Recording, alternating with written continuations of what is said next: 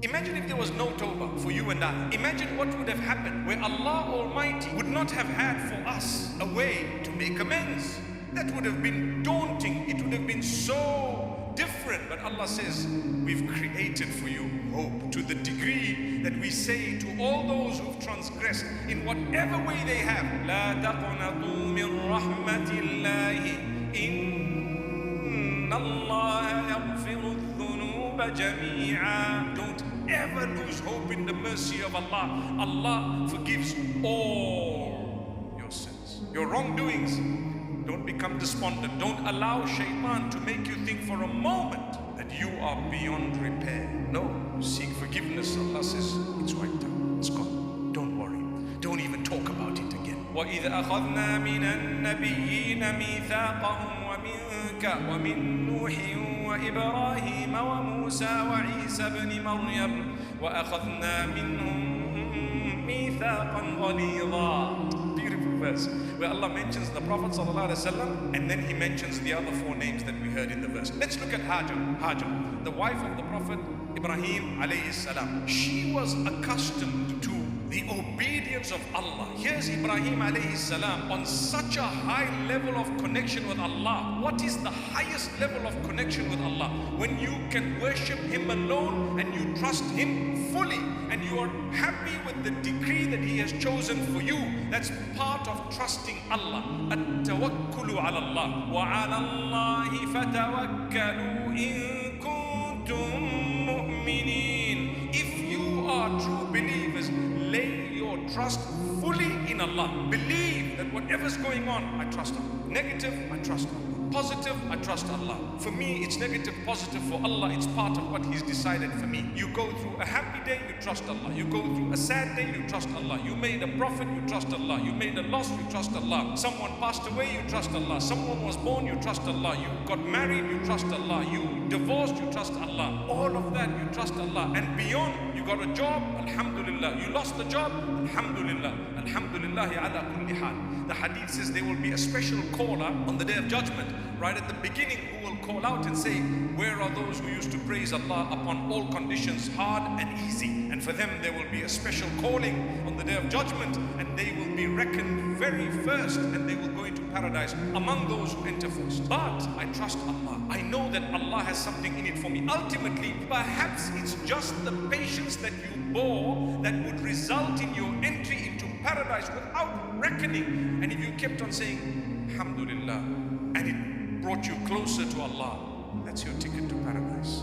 In the world today, people are saying, no, if you don't have a car in the house, don't bother coming here. Well, then your daughter will have to marry someone minimum 40 years old, because that's when they start buying their houses and cars. Are you happy? He says, no, he must be. That's why sometimes so many delays are occurring for various reasons. Some of them legit, some of them Allah does not want you to get together with someone for whatever reason. So it may delay, it may not happen. But if it is a fault of ours, then we are to blame. So if you ask someone, brother, how old are you? He says 35. Married? He says, no, not yet. I said, but brother, 35, you could have been a grandfather by now. It's just a joke, but what I mean is it's an encouragement in a way that he feels a little bit bad, because don't be too fussy. Don't be too fussy. You can't find 10 out of 10. If you find 8 out of 10, you're good to go by the will of Allah. You need to know the two that you do not have in the person. How important are they to you? If it's very important, then drop it. But if it's not so important, it's okay. You know, you want someone looking like this particular model. They won't look like that. Everyone is created differently.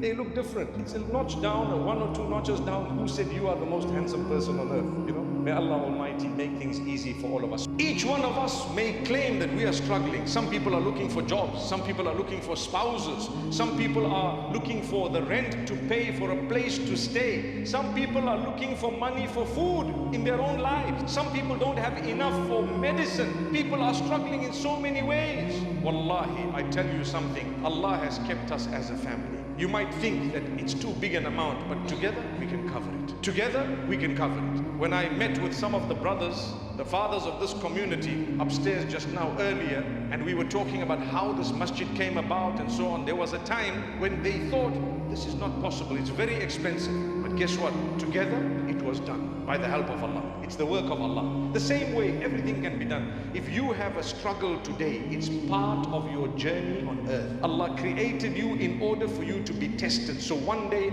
you'll have a health matter, one day you'll have a family matter, one day you'll have a certain problem. You might have children, you might not have children. Your children may be good, they may trouble you, and so on. All that is part of the plan of Allah. You may have a difficult situation right now with your health, with your examinations. You might find it tough. For as long as you are an upright person and you are trying to develop the correct connection with Allah, you don't have a problem. When someone has an outburst and they really are ridiculously hateful, sometimes that's just the end of the path. The turning from there is straight to Islam. Can I give you one quick example from long back? Umar bin Khattab radiyallahu anhu. He got to the point where he decided, I'm going to kill the Prophet sallallahu alaihi wasallam. That was the end point. After that, where was the swerve? Straight into Ashhadu an la ilaha illallah, because the heart is soft. And you get right to the end, you realize, now what? What am I going to do?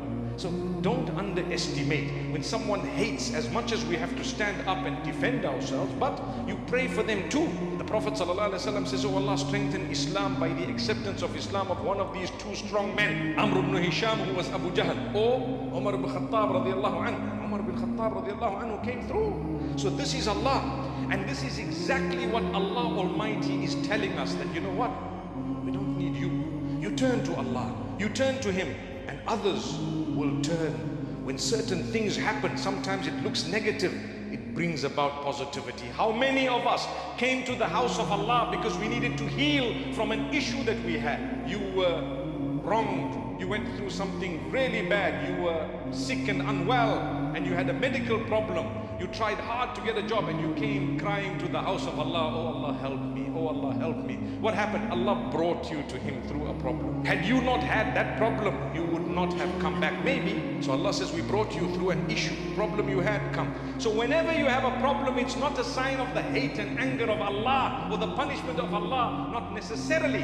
If it brings you closer to Him, it's a blessing, it's a favor of Allah. Today we have this phone. This phone is beautiful. It's so amazing. I don't mean a Samsung per se, but you can say it as well, right? But this phone is so beautiful and so amazing. It's connected us to the world. It's helped us achieve a lot of guidance, goodness. It's given us opportunities to be charitable. It's taught us so much. I promise you, if you know how to use it and if you are disciplined in the way you use it, it will change your life for the better. People have earned a livelihood through it. It's not a bad thing on its own. It's how you use it. But the same phone has in it a lot of harm if you abuse the phone. Why? Because you see something negative, and we are now accustomed to not watching a video. We just see the first 2 seconds and we make our minds. We see a caption and we've made our minds. And what do? We immediately forward, comment, say something, and we send it to the whole world, retweet, repost. You don't realize that just could be your downfall on the Day of Judgment, because you're gonna die. That's gonna remain. It's gonna keep beaming across. And who would have lost? You and I. Why the need to do that? If the hadith says, Man kana yu'minu billahi wal yawmil akhir falyaqul khayran aw liyasmut. Beautiful narration. Whoever believes in Allah and the last day, truly, they should utter that which is good or remain silent. Why? To protect your deeds. Remain silent. What are you going to say? It's okay. I'm not going to talk. I don't want to say anything, because you know what? I don't want to say something. My deeds are at stake here. I made tahajjud. I struggled. I got up. I cried to Allah. Why should that go to Fatima next door? Because normally people associate gossip with females, but I've seen men overtake the women far by far in gossip to the degree that wallahi unsuspecting, and the tables have turned. Watch the comments in the comment section and you will be shocked to see all the Abduls there, man.